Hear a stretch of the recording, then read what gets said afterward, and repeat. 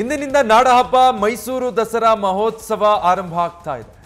ವಿಶ್ವವಿಖ್ಯಾತ ಮೈಸೂರು ದಸರಾ ಉದ್ಘಾಟನೆಗೆ ಕ್ಷಣಗಣನೆ ಆರಂಭ ಆಗಿದೆ. ಬೆಳ್ಳಿಯ ರಥದಲ್ಲಿ ಉತ್ಸವ ಮೂರ್ತಿಯನ್ನ ಈಗ ಅರ್ಚಕರು ಕುಳ್ಳಿರಿಸಿದ್ದಾರೆ. ಇನ್ನೇನು ಕೆಲವೇ ಕ್ಷಣಗಳಲ್ಲಿ ಮೈಸೂರು ದಸರಾಗೆ ಉದ್ಘಾಟನೆ ಮಾಡಲಾಗುತ್ತೆ. ಮೈಸೂರು ದಸರಾವನ್ನ ಸಾಹಿತಿ ಹಂಪ ನಾಗರಾಜಯ್ಯ ಉದ್ಘಾಟಿಸಲಿದ್ದಾರೆ. ಬೆಳ್ಳಿ ರಥದಲ್ಲಿ ತಾಯಿ ಚಾಮುಂಡೇಶ್ವರಿಯ ಉತ್ಸವ ಮೂರ್ತಿಯನ್ನ ಇರಿಸಲಾಗಿದೆ. ಇನ್ನೇನು ಕೆಲವೇ ಕ್ಷಣಗಳಲ್ಲಿ ಅಧಿಕೃತವಾಗಿ 2024ರ ಮೈಸೂರು ದಸರಾ ಉದ್ಘಾಟನೆಯಾಗಲಿದೆ. ಸಾಹಿತಿ ಹಂಪ ನಾಗರಾಜಯ್ಯ ಇನ್ನು ಕೆಲವೇ ಕ್ಷಣಗಳಲ್ಲಿ ದಸರಾಗೆ ಉದ್ಘಾಟನೆ ಮಾಡಲಿದ್ದಾರೆ. ಇವತ್ತು ವಿಶೇಷ ಪೂಜೆಯ ಮೂಲಕ ಬೆಳ್ಳಿಯ ರಥದಲ್ಲಿ ನಾಡದೇವತೆ ಚಾಮುಂಡೇಶ್ವರಿಯ ಉತ್ಸವ ಮೂರ್ತಿಯನ್ನು ಇರಿಸಿ ವಿಶೇಷ ಪೂಜೆಯನ್ನು ನೆರವೇರಿಸಿ ಆ ಮೂಲಕ ದಸರಾಗೆ ಅಧಿಕೃತವಾಗಿ ಚಾಲನೆ ನೀಡಲಾಗುತ್ತೆ. ಇಂದಿನಿಂದ 9 ದಿನಗಳ ಕಾಲ ನವರಾತ್ರಿಯ ಆಚರಣೆ.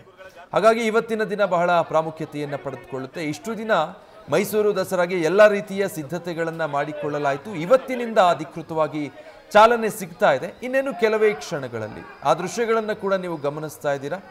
ತಾಯಿ ಚಾಮುಂಡೇಶ್ವರಿಯ ಉತ್ಸವ ಮೂರ್ತಿಯನ್ನ ಹೊತ್ತು ಸಾಗ್ತಾ ಇರುವಂಥ ದೃಶ್ಯ.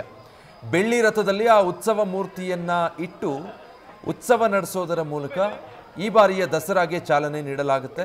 ಸಾಹಿತಿಯಾಗಿರುವಂಥ ಹಂಪ ನಾಗರಾಜಯ್ಯ ದಸರಾ 2024ಕ್ಕೆ ಚಾಲನೆ ನೀಡಲಿದ್ದಾರೆ. ಸೊ ವಿಜುವಲ್ಸ್ನಲ್ಲಿ ನೀವು ಗಮನಿಸ್ತಾ ಇದ್ದೀರಾ.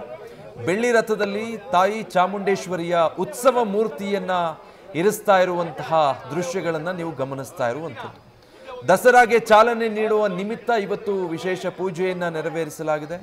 ತಾಯಿ ಚಾಮುಂಡೇಶ್ವರಿಯ ಉತ್ಸವ ಮೂರ್ತಿಗೆ ವಿಶೇಷ ಅಲಂಕಾರವನ್ನು ನೆರವೇರಿಸಿ ಬೆಳ್ಳಿಯ ರಥದಲ್ಲಿ ಅದನ್ನು ಇರಿಸಿ ಅದಕ್ಕೆ ಚಾಲನೆ ನೀಡೋದರ ಮೂಲಕ 2024ರ ಮೈಸೂರು ದಸರಾಗೆ ಅಧಿಕೃತ ಚಾಲನೆ ನೀಡಿದಂತಾಗಲಿದೆ.